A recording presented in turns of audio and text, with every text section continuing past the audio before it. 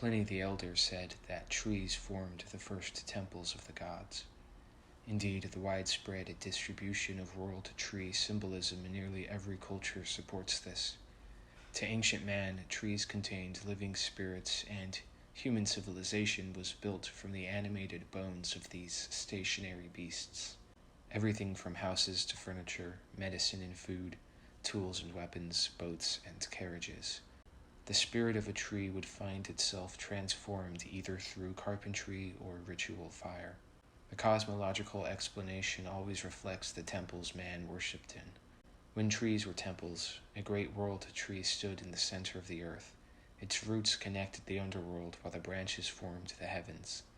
In some cultures, the tree predated the rest of primordial creation. When the gods were housed in buildings, the architecture of the earth became a stone temple, a square or rectangle world with 4 pillars, one in each corner holding up the vault or dome of heaven. Today, in the atomic age, where temples are largely a scientific pursuit, the atom is the image of the cosmos. In the future, it will be something else that reflects the temples where man worships. The Chaldean world tree had branches of crystal that formed the sky and drooped into the sea. Perched atop was the legendary Simoric bird.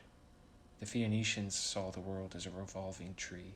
A vast tapestry of embroidered blue with stars made up the sky.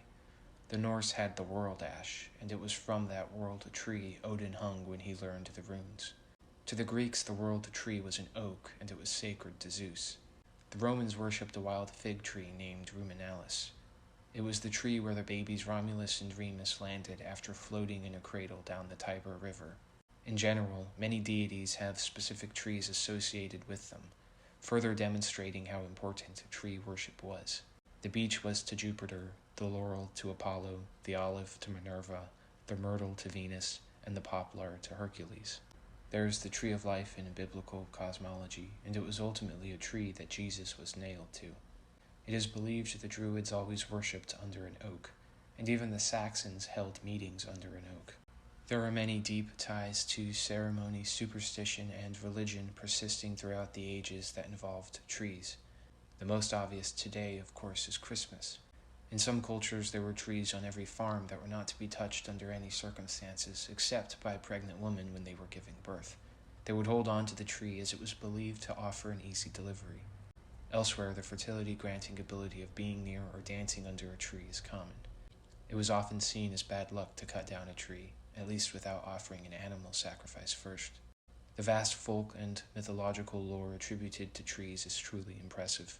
They are home to all manner of cryptid spirits and mythic creatures from fae, faun, and nymph. But it is no surprise, as humans for so long attached special significance to these wooden sentinels, tying their own health and the health of their community with that of their sacred trees. So it was in these arboreal growths where the gods first dwelt. Perhaps they can be found there once again.